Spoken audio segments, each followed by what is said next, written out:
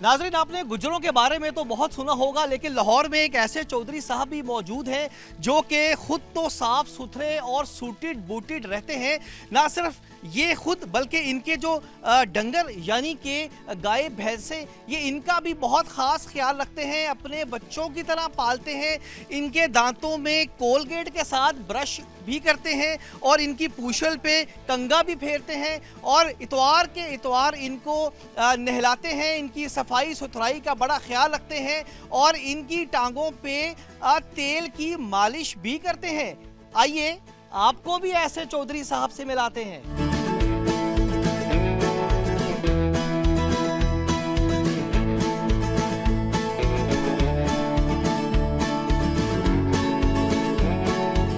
इन गांव भैंसों के मालिक यानी कि चौधरी साहब का ताल्लुक एक सियासी जमात से है, जिन्होंने कमोबेश 20 से ज़ायद जो ये माल मवेशी हैं इनकी देखभाल करते हैं, इनको बच्चों की तरह पालते हैं। ये देखें जी, ये गाय की दांत साफ किए जा रहे हैं और ये एक तकरीबन वीकली हर इतवार के इतवार इनकी मुकम्मल इनको साफ़ सुथरा इनको नहलाया जाता है, दांत साफ किए जाते हैं।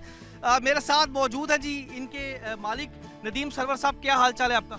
साहब आप सुनाएं, ठीक ठाक हैं? अल्लाह का शुक्र जी। ये आप बड़ा एक अच्छा और नेकी का काम करते हैं, अपने साथ खुद भी इनको इतवार के इतवार आप नहलाते धुलाते हैं। इस हवाले से कैसा इनका ख्याल रखते हैं, बताएं।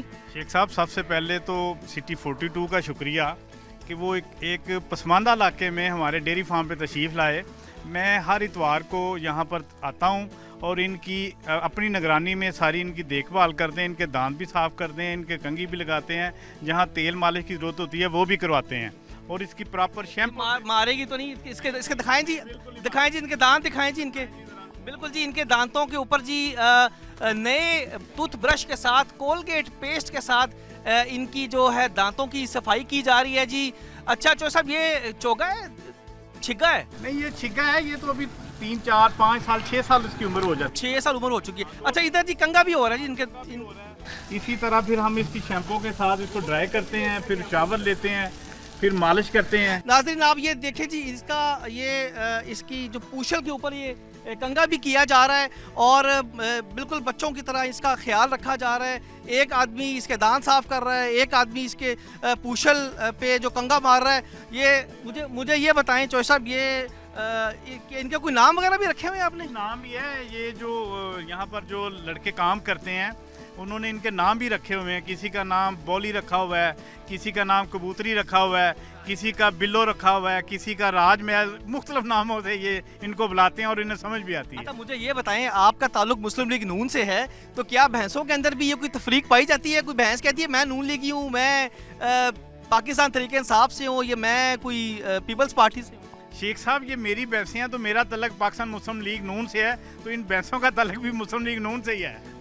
मुझे ये बताएं कि इसका ओवरऑल दूध का क्या हिसाब होता है? नाजरीन को बताएं कि ये एक जो भैंस कमोबेश एक टाइम पे कितना दूध देती है? जी, एक टाइम पे ये 8 से 10 किलो दूध देती है, फिर 2 टाइम का मिला के 18, 16, 20 किलो बन जाता है जी। तो इसी तरह फिर मुख्तलिफ रेशो होती है। जब ये स्टार्ट में बच्चा देती है तो फिर ज़्यादा होता है, फिर कुछ 6-4 माह कम होता जाता है। अच्छा, आप लोग भी तो नहीं दूध में पानी मिलाते हैं कि पानी में दूध मिलाते हैं? हमारा कोई ऐसा तल्लक नहीं है कि हम पानी मिलाएं या दूध को पानी में मिलाएं। हम प्योर करते हैं, जितना है उतना ही है। चले, बेहतरीन हो गया। अच्छा, मुझे बताएं कि ओवरऑल आपने कितने ये माल डंगर रखे हुए हैं और अपने इलाके में एक आपका सियासी असर व रसूख है, लोग आपके पास आते हैं। इधर मैं अभी बाहर देख रहा था, बच्चे भी आते हैं, वो भी बड़ा इनके साथ खेलते हैं, एंजॉय करते हैं, इनको नहलाते धुलाते हैं। इस हवाले से क्या कहेंगे? ये ऐसे ही है कि ये मेरे पास कोई 100+ भैंसें हैं, गाय भी हैं, बकरियाँ भी हैं। तो एक तो ये बड़ा एक मुनाफे वाला कारोबार है, प्लस ये मेरा शौक़ भी है। मेरे वालिद साहब दादाजी से ये चला आ रहा है, तो हम उसको ही कंटिन्यू कर रहे हैं और इसकी देखभाल करते हैं। बिल्कुल जी, आपको एक दफ़ा ये भैंसें भी दिखाते हैं। ये साहब पिछले 15 मिनट से भैंसों को ब्रश करी जा रहे हैं और जी डर भी लग रहा है कि कहीं हमें ये भैंस ना मार दे। जनाब, ये इनके बड़ी मेहनत और मुशक्क़त के साथ ये जनाब भैंसों को ब्रश कर रहे हैं और ये जनाब कंघा करी जा रहे हैं। इनकी पोनियाँ भी करेंगे जी? हाँ जी, कराएंगे जी। फूलदार पूनियाँ होती हैं वो पाएंगे इसको। अच्छा जी। हाँ जी। अच्छा जी, फूलदार पोनियाँ भी इनको पहनाई जाएंगी जी। चौधरी साहब आए हैं, ज़रा इनसे पूछें ये बात बूत भी करती हैं कि नहीं करती, सिखाइए कुछ। बात तो नहीं ये करती, लेकिन ये जो हमारे बंदे हैं इनकी ज़ुबान समझ लेती हैं कि चोने का टाइम हो गया या इनको चारे का टाइम हो गया, तो फिर ये उस हिसाब से ये भी फॉलो करती हैं। बिल्कुल जी, यहाँ पे आपने देखा कि कमोबेश इस डेयरी फार्म के ऊपर नदीम सरवर साहब का कहना है कि कमोबेश कोई 80 से 100 के करीब इनकी भैंसें हैं और ये खूब बच्चों की तरह इनका ख्याल करते हैं। हर इतवार के इतवार इनकी नहलाया जाता है, इनकी सफाई सुथराई का काम किया जाता है। आप देख भी सकते हैं कि बंदे मुकम्मल तौर पे डेडिकेट किए गए हैं कि एक बंदा इनके दांत साफ कर रहा है, एक बंदा इनकी पूंछल पे कंघा फेर रहा है, जबकि दूसरे बंदे इनको शैम्पू लगा के मुकम्मल तौर पे इनके खुरों को साफ कर रहे हैं, इनकी स्किन को साफ कर रहे हैं, ताकि कोई भी बट्टी घट्टा या दीगर कोई भी ऐसा कोई रह ना जाए इनके जिस्म के ऊपर जिससे लगे कि ये साफ़ सुथरे नहीं रहते।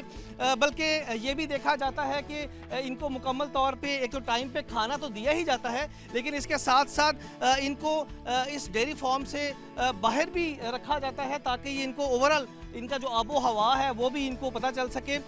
नदीम सरवर साहब का ये कहना है कि इनका ये शौक़ है गाय भैंसें पालने का, सियासत के साथ साथ किसी सियासी बंदे ने भी कहा है कि उनको भी दूध वगैरह को देते हैं। मियाँ साहब को, शरीफ बरादरी को कोई दूध छूत पहुँचाते हैं आप लोग? मियाँ साहब ने तो अपना फार्म हाउस बनाया हुआ है, उन्हें कोई ज़रूरत थोड़ी है ऐसी चीज़ों की, लेकिन जो मेरे मोहब्बत भी तो होती है ना कि आपके जी आप कहते हो जी मियाँ साहब ये 5 किलो ताज़ा और बग़ैर मिलावट के दूध ये नदीम सरवर की तरफ से।